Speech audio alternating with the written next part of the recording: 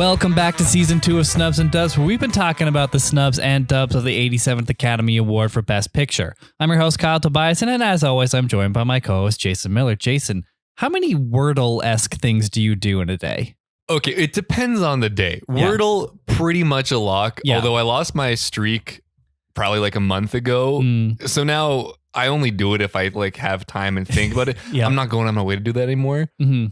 If I have a group chat where we send so many different variations. There's like the music one. Oh yeah. There's the movie one. There's Wordle normal. And then we've just like experimented with other ones. So in a day, I'll probably do 2, especially if someone sends a good score. I'll be like, oh, I got to try my hand at whooping your ass in this. Yep. Like I sent you Framed the other day. And I whooped you in that frame. By one, okay? By one. Dominated. You try and get the Game of Life screen from Gone Girl past me? No. I did not know the first one. Like, the first frame kind of like, I'm burning this one. I'm punting to number 2. Yeah. And I felt really proud of myself. I mostly recognized it from the lighting and the lens, the color palette. The palette. I'm like, oh, I do recognize this. Good for you. But today's, which I will say because this is like a week from when we actually recorded, it was 300. Yeah. Try 5. I sucked. Really? Oh, wow. Little secret. I've never watched 300. See, that was me for the longest time until finally I was like, why haven't I watched 300 yet? And I just watched it. Solid. So, yeah. But that was a year ago. And I kind of regret it because it was not that great. Like, no, I'm sure the hype for it has well surpassed what the movie could possibly be now. Kind of like the main message of 300 when you think about it.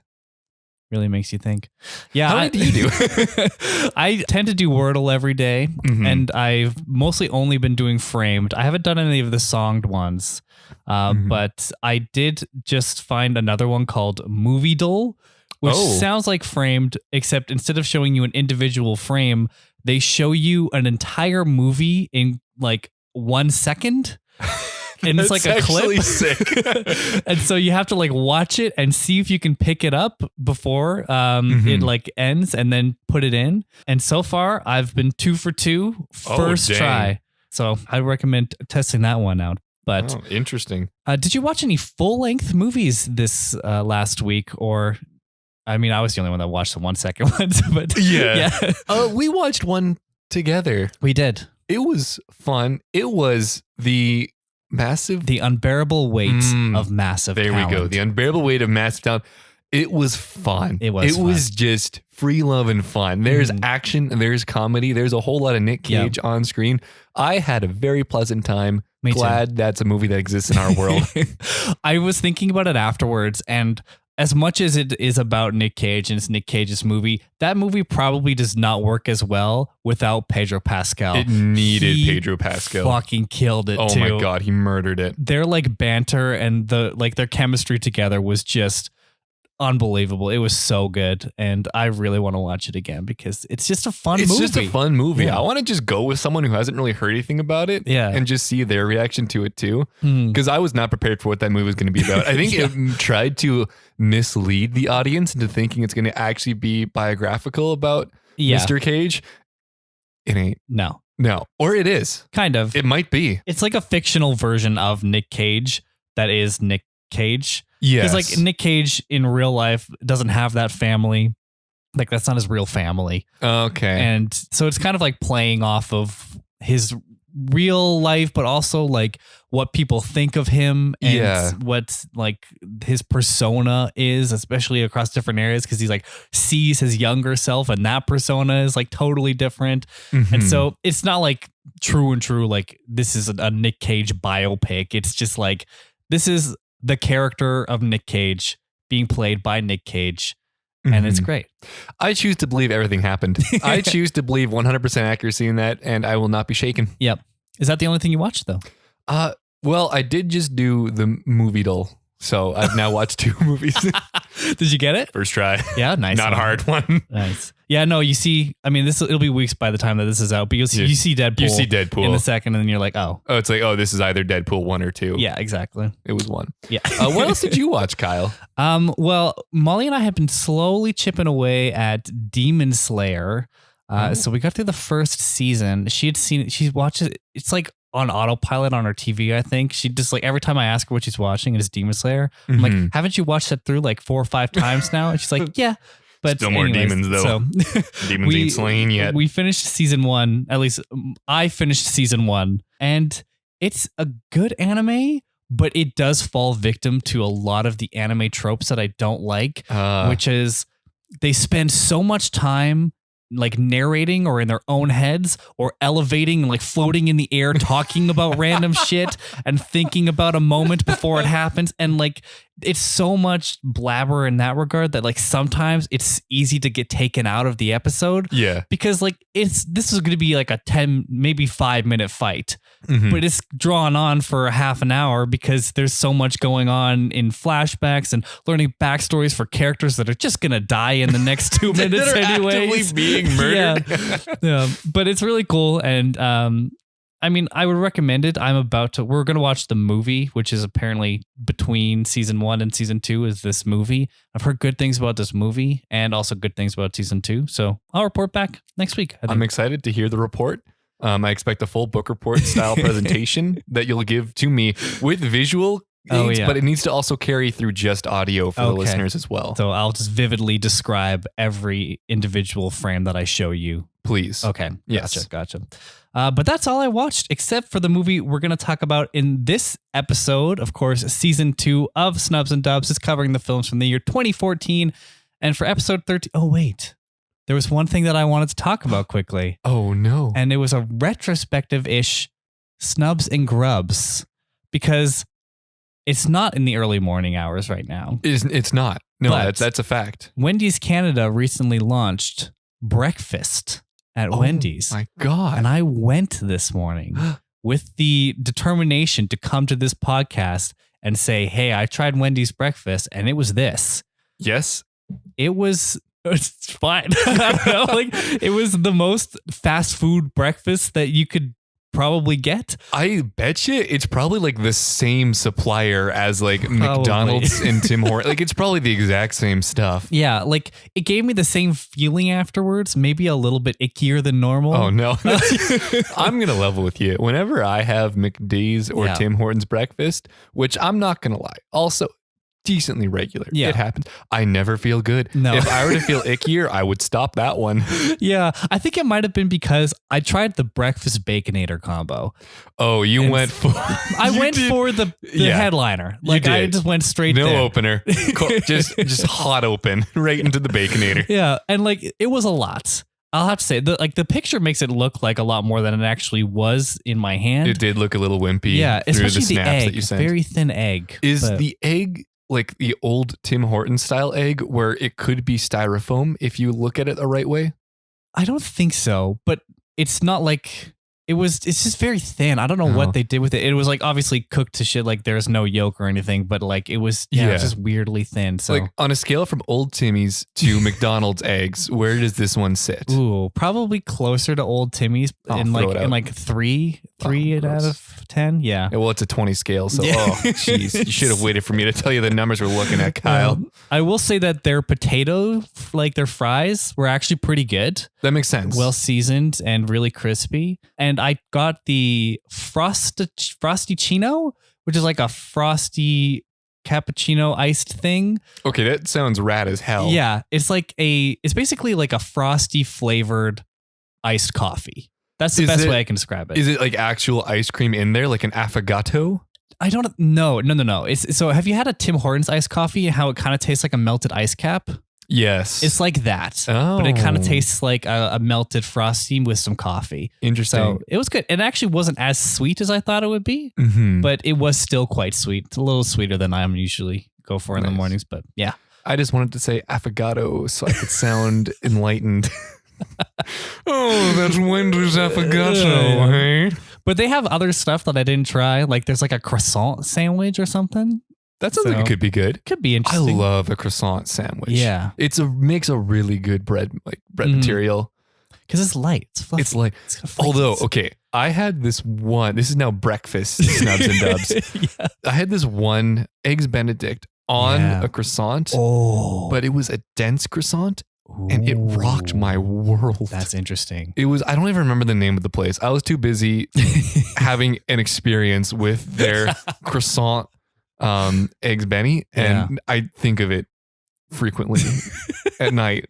When I just need someone to hold me over to the next morning, I think of that one croissant. Oh, yeah. Eggs Benny had, and it gets me there. It's funny because like I saw an ad on TV, and I don't watch a lot of TV, so it's interesting seeing ads nowadays. But like it was for a frozen pizza that has a croissant crust. Fuck it, sure. So rock and roll. Why not? I don't know where we got to get there, but I don't know, man. Who knows how long we all have left on this earth? Eat a croissant pizza. Yeah. Who gives a shit? Have your slice of croissant pizza with your Coke with coffee. Yeah, I tried that. Yes. Okay, here we go. It was fine. Yeah. I tried the black. Yeah. Because that was the one that was there. I didn't know there was even others. I didn't either. It's like a fine iced coffee, and then a shockingly long time after you drink it, you get a little Coke. And it was strange. Not bad. It's not a good... it's a fine iced coffee, but it's not like a good iced coffee, and it's not like a good pop, so I'm just not going to buy it again. Yeah, that sounds about right. It was 5 out of 10. Damn. Well, I'm kind of disappointed because my transition into this intro was really good. Okay, now I'm going to have to go in cold. So no, just what was it? We were talking about the movies, and now I'm going into that, and then I was going to go right into the movie. It was so clean. Yeah. And then I remembered the Snubs and Grubs. But no more imitation movies. Here's the game. Okay, well, of course, season 2 of Snubs and Dubs is covering the films from the year 2014. And for episode 13, we are talking about The Imitation Game. We have seen this before, I recall. We went together in theaters to see it. I think I dragged you and my sister out there to the North Cinema to watch this movie, and I haven't seen it since then. Me neither. Yeah, so that was in 2014. I remembered a lot about it though. Yeah. Like watching the movie, everything felt really familiar for some reason. Well, yeah, it's like one of those things where it's a biopic, so it's kind of like you also maybe know the true story, and maybe after we watch the movie, you read up on it a little after, and then you just kind of remember everything. I don't know. But yeah. Well, should we just get into it? If you were interested in The Imitation Game or the book it was based on, I've included the links to the physical media related to it in the show notes. If you buy through that link, it'll help out our show. Or if you have any other Amazon shopping to do, follow our general link to help out the show in the process. Reminder that this is going to be a spoiler-filled conversation, so if you haven't seen The Imitation Game yet and you want to, go ahead and do so. But without further ado, let's get into it. The Imitation Game is a 2014 American historical drama biopic about Alan Turing. It was directed by Morten Tyldum and written by Graham Moore. It is based on the 1983 biography Alan Turing, The Enigma by Andrew Hodges, which is based on the Alan Turing, the person. Wow. It stars Benedict Cumberbatch as the titular Alan Turing, Keira Knightley as Joan Clarke, Matthew Goode as Hugh Alexander, Rory Kinnear as Detective Robert Knock, Alan Leach as John Cairncross, and Matthew Beard as Peter Hilton. It has a runtime of 113 minutes and was released on November 28th, 2014. You probably saw it in 2015, though, because it was kind of hard to... Oh, maybe. I remember it being winter, but honestly, winter here is like from November to March, so could have been any time. It could have been any time. But Kyle, what did you think of The Imitation Game Round 2? This is the most fine movie. God, this is such a Hollywood biopic. Oh my God. Going back through this, I don't know why things stuck out so clearly to me, because when I rewatched it, I'm like, oh, that was kind of bland. Yeah. It's just such a movie. There's so much movie per movie going on in this film. You experience it at a rate of like 1 movie per second. I don't know. This is like your movie-little game. This is, it felt like 113 times 60 of those. I don't know. It's just... I experienced things watching this movie that I can't describe, but a lot of it was kind of boredom. Yeah, it kind of is, because it's so safe. It is like the definition of like when people think of, oh, this is an Oscar movie. This is almost one Colin Firth away from being a definitive Oscar movie, because it's World War II English biopic, great performance by an A-list actor. What else? I don't know. It's just like, it is the most safe movie though. If they removed the running out of this movie, it would just be like a boring, not accurate documentary. Like the way they add tension is like, oh man, we need to raise the stakes here. Have them run and not explain what they're doing to each other so that everyone has to run after Alan yelling, Alan! Yeah. Alan, what are you doing, Alan? And then have him never explain anything. And that's drama. Yeah. We'll get into that after the plot.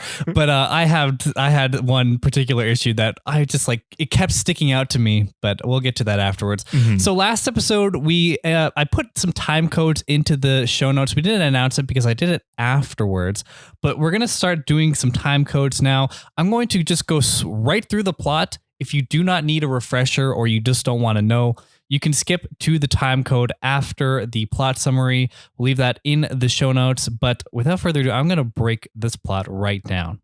In 1951, two policemen, Knock and Stalk, investigate the mathematician Alan Turing after an apparent break-in at his home. During his interrogation with Knock, Turing tells of his time working at Bletchley Park during the Second World War. In 1928, the young Alan Turing is unhappy and bullied at boarding school. He develops a friendship with Christopher Morcom, who sparks his interest in cryptography.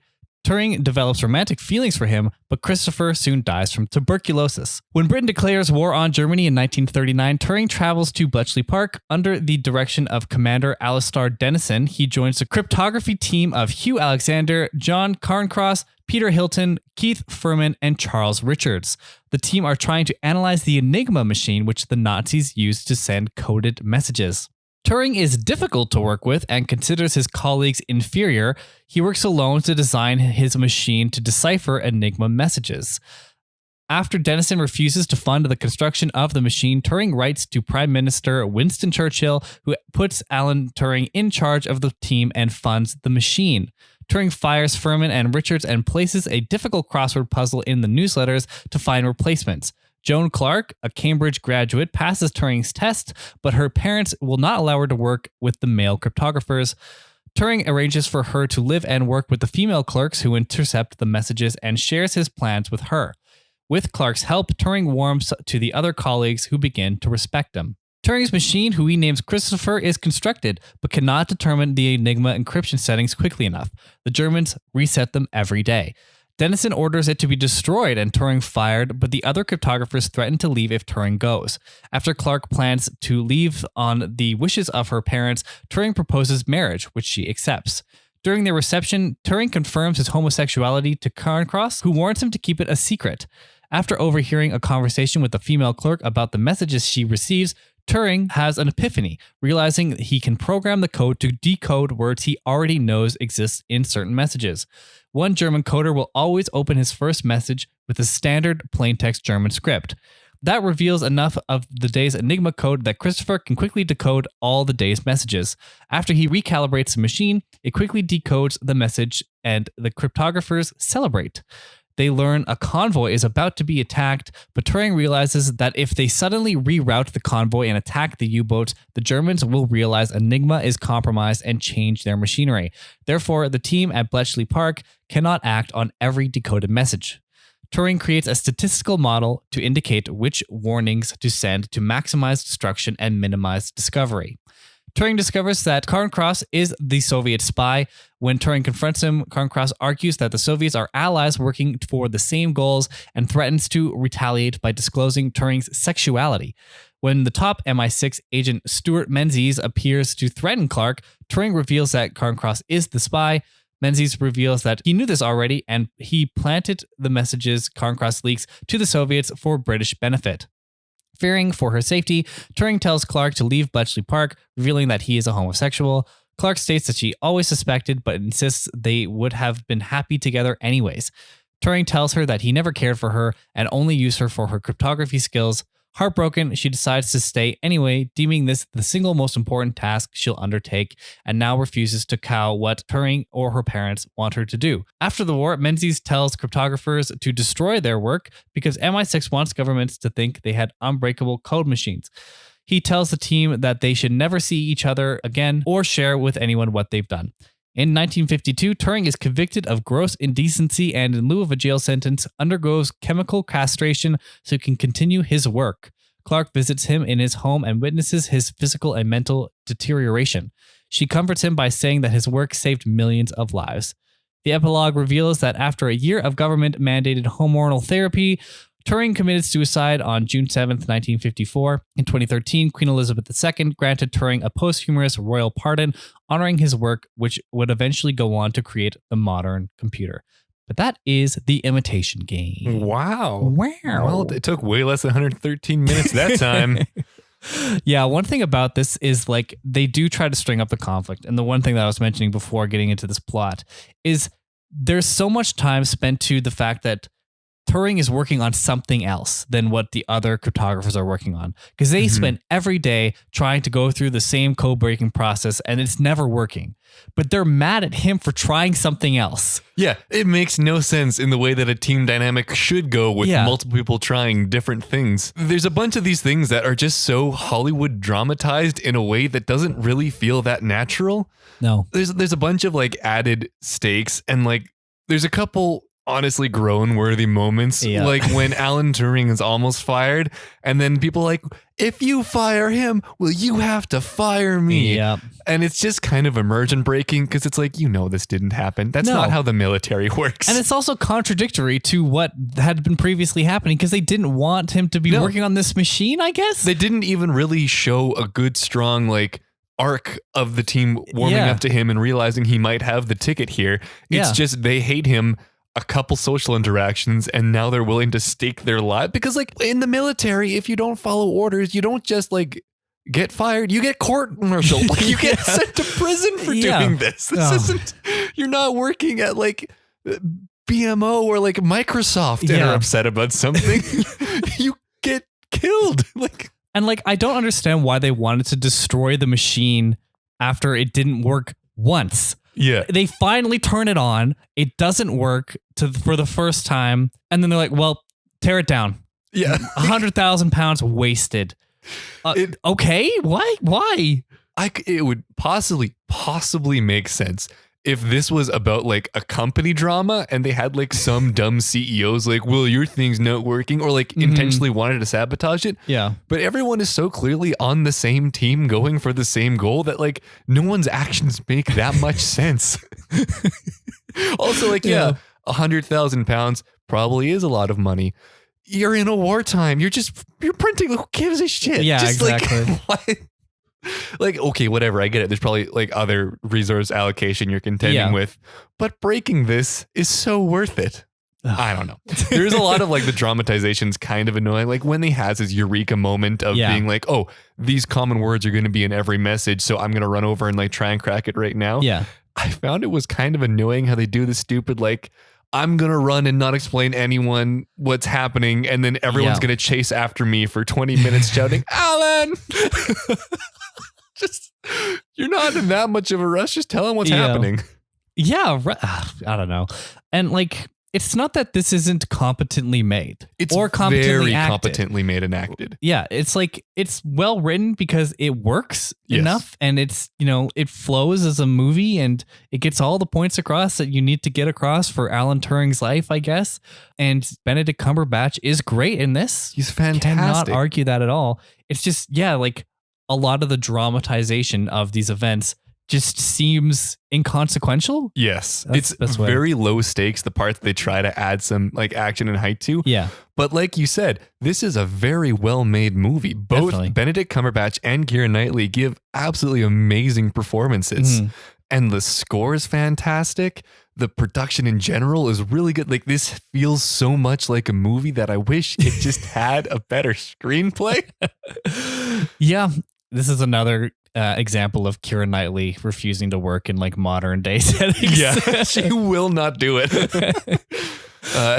Maybe at this point, Benedict Cumberbatch was also in this because he had done Sherlock was his big thing. Like I think he was also only doing like older British people. That was his bread and butter, especially like geniuses who were hinted to be like somewhat on the spectrum. Yeah. That was really every role that had those things on that. Benedict Cumberbatch is your man. Yeah. I just realized that this kind of goes back to our first episode when we were not doing the seasons. But when we talked about Atonement, I was going to ask, like, oh, did you like this Keira Knightley performance better than the Atonement performance? But then I realized Benedict Cumberbatch was also in Atonement. He was also in that one. And I remembered that he was in Atonement, but I kind of forgot Keira Knightley was in that. I like totally forgot too until I just took a second. I was like, wait. Yeah. Weird. Yeah, they're another World good War in both. II movie. Yeah, I mean, like he excels here. Like he's really good. It is a masterful performance. And I did some homework on the real life Alan Turing. I did not read the book. I don't have time for that. You get what we are paid, which is nothing. I read a couple articles online, which is as good a source as an entire biography. Yeah. And it kind of, you can expect to know what did and didn't happen. Like there was no big eureka moment. They cracked it kind of early on. Also, one thing that annoyed me both times I watched the movie is why did the code breakers, why are they now the strategists of what they release and what that clearly that should be with the higher in command authority. Yeah. And in actuality, it was they would just break the codes and pass them on. And then the actual like military strategists and not linguists and mathematicians would decide how to act on that, which made a lot more sense. It was like decently accurate. A lot of the characters never actually interacted with Alan Turing. Like Karen Cross is a real person who really gave out secrets to the Soviets. They never talked to Turing. They never had their paths crossed. There was, that's fabricated. A lot of the inaccuracy is how Alan Turing's portrayed. He's not the kind of awkward, socially inept genius that Benedict Cumberbatch plays in every single movie. Right. He apparently was a pretty outgoing guy, not even the best clean cut, so he wouldn't do that weird peas and carrots separation thing. A lot of the story of him as a young kid, very accurate. He did get nailed underneath wooden boards at his boarding school. Yeah, that's fucked up. Yeah, a lot of that was actually pretty accurate. He knew his friend was going to die before he died, but that's a pretty minor thing. That's just, But for the most part, like the story's good enough that when I was reading what did and didn't happen, the stuff that didn't happen that was added in was like, okay, basic movie, kind of gossing it up to be better.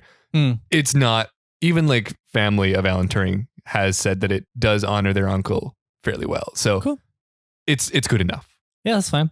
I saw on a YouTube short that Benedict Cumberbatch is like 13th cousin to Alan Turing or something. Oh, wow. So somewhat connected. I mean, it's an island, the British. I'm sure they're all 13th cousins to each other. That's how that works.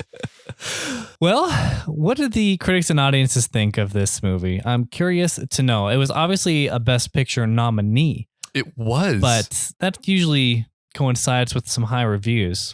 Oh, the critics and audiences thought of this regularly and highly. Okay. Critics on Rotten Tomatoes, 89. Audiences, 91. Oh, wow. So pretty much around the same. Just a couple points different. IMDb, an 8.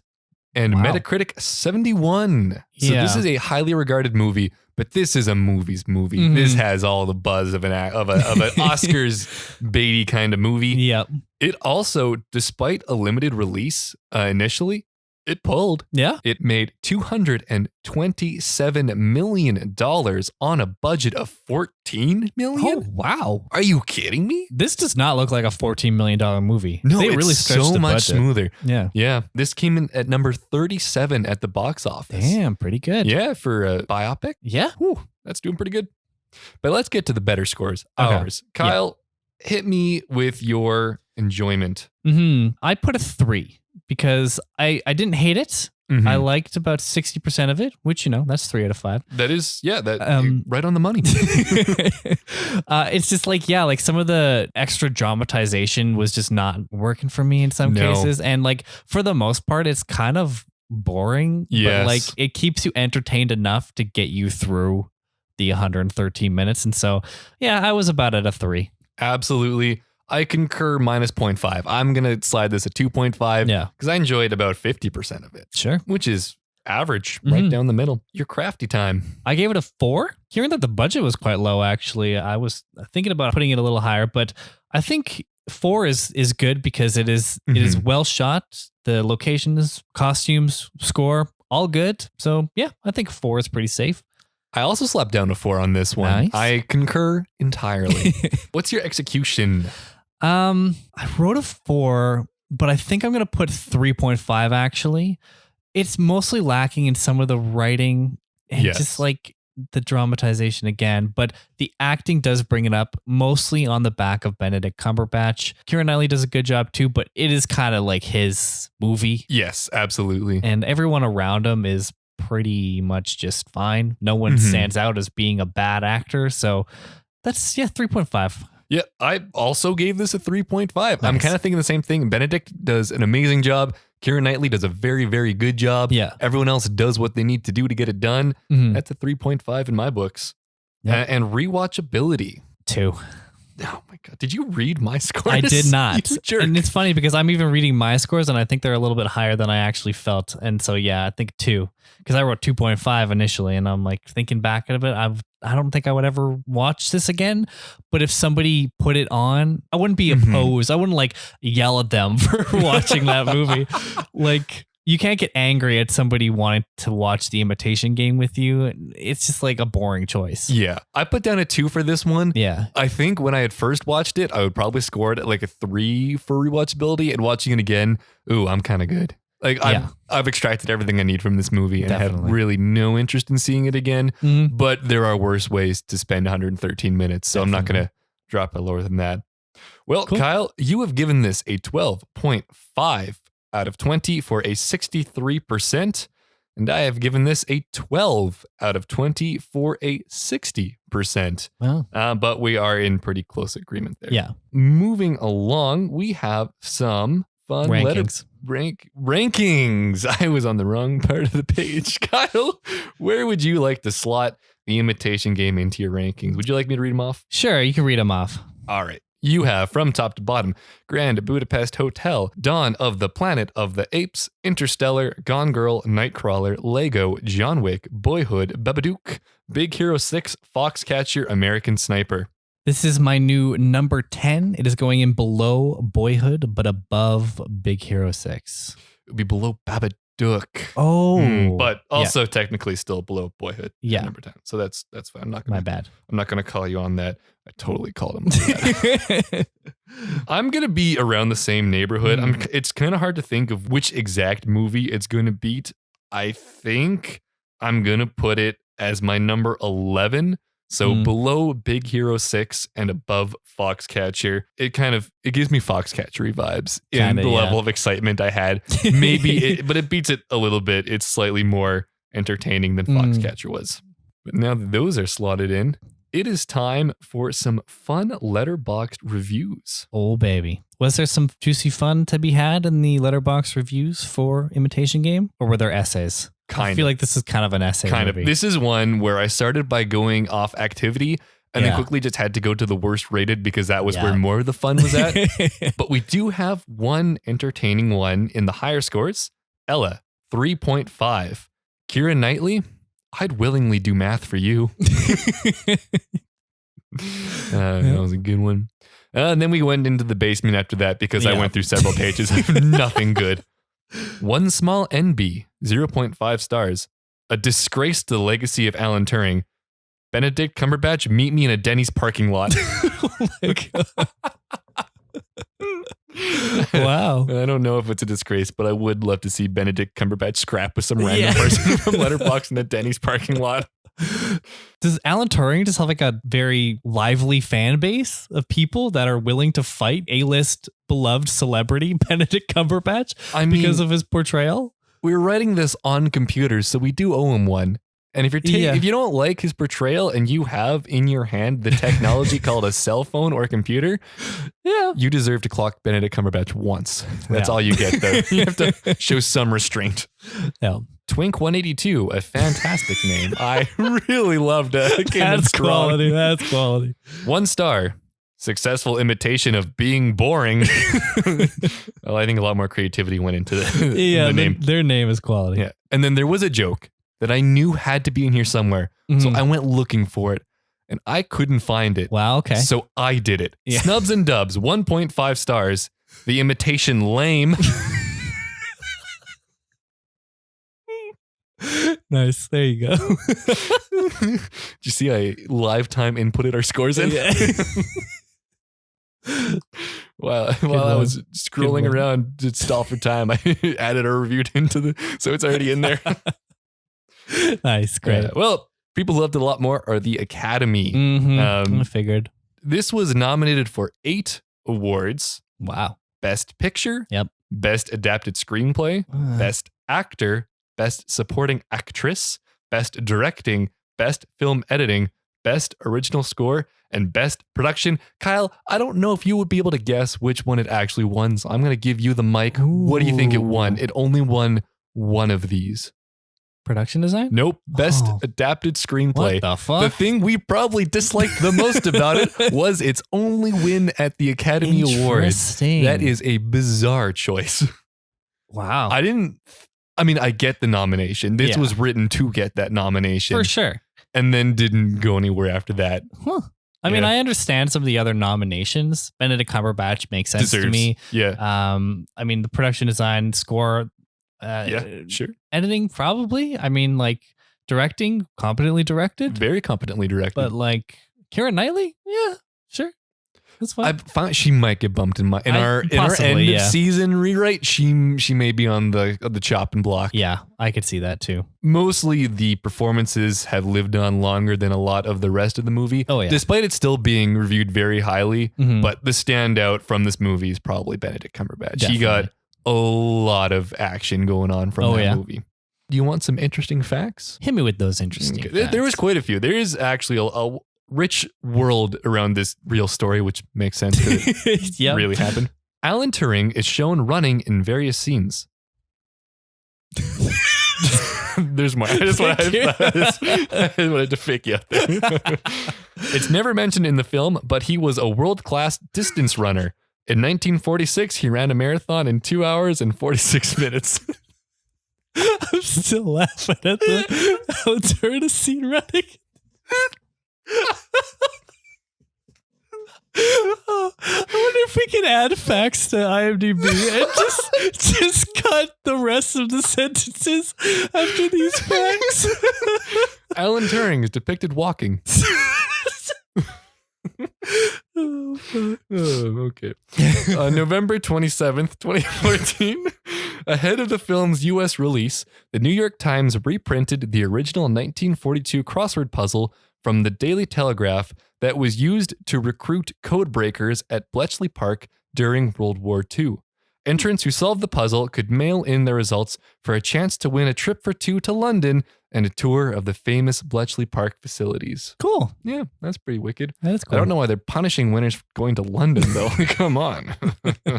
Commander Dennison says that he has just rejected one of our great nation's top linguists, knows German better than Bertolt Brecht. That linguist was possibly J.R.R. Tolkien, writer of The Hobbit and The Lord of the Rings books, who learned German from his mother. In January 1939, Tolkien was asked whether, in the event of national emergency, he would be prepared to work in the cryptographical department of the Foreign Office. He agreed and apparently attended a 4-day course of instruction at the Foreign Office beginning on March 27. In October 1939, he was told that his services would not be required and never worked as a cryptographer. Wow. That's kind of funny. That's kind of something, hey? Yeah, imagine if he had spent his time doing other things instead of writing The Hobbit or The Lord of the Rings. He cracked the code. Tolkien says the Germans are walking for several days. That's cool. That's interesting. That's interesting. I always thought he was World War I era. I don't know why. I think he's older than he is. Yeah. Alex Lawther, who plays the young Turing, and Benedict Cumberbatch both wore dentures in the film, which were exact copies of Alan Turing's own 60-year-old set of false teeth. That's grossed me out. That's dedication. I recoiled there for a moment.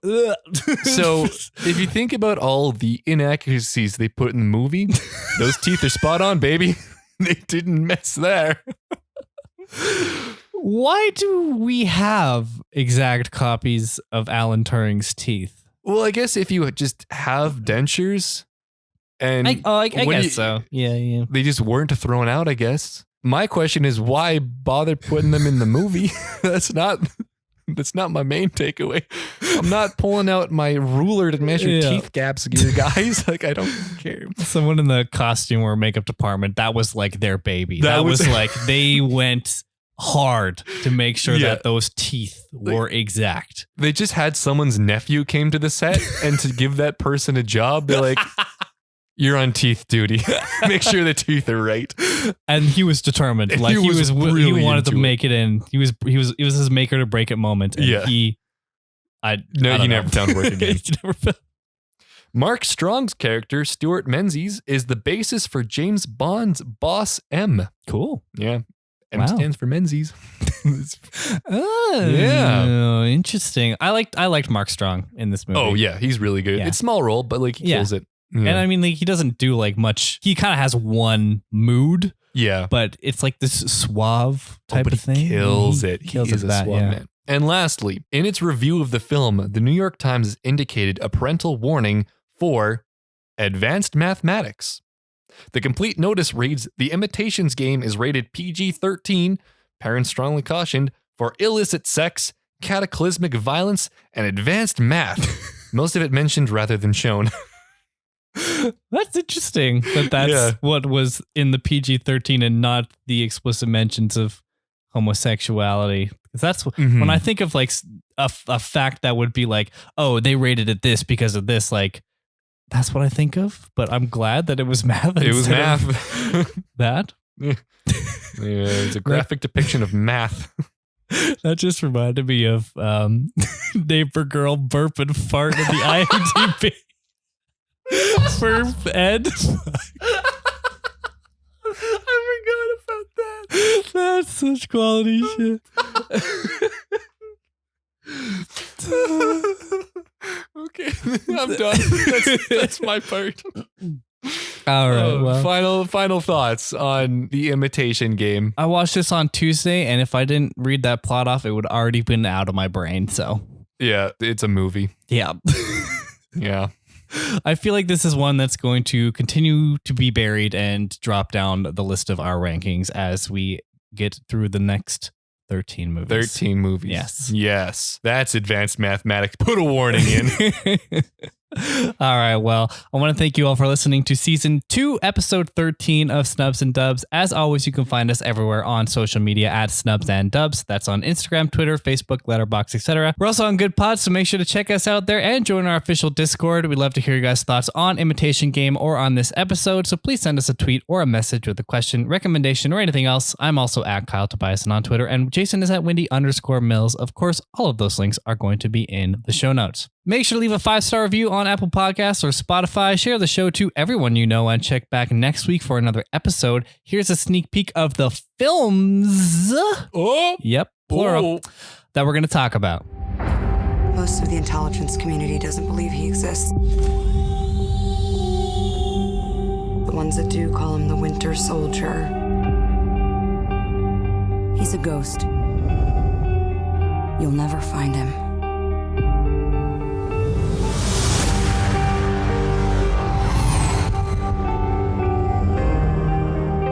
Join S.H.I.E.L.D. to protect people. Captain, to build a better world, sometimes means tearing the old one down. And that makes enemies. Peter Jason Quill. He's also known as Star-Lord. Who calls him that? Himself, mostly. He's wanted largely on charges of minor assault, public intoxication, and fraud. Oh, I'm sorry. I didn't know how this machine worked. That's right. Next time we're doing a big old mid-season Marvel episode, so make sure to watch both Guardians of the Galaxy and Captain America: The Winter Soldier before next episode. I can't wait for you guys to hear it. Thanks for listening. That's a wrap. Bye. Bye for now.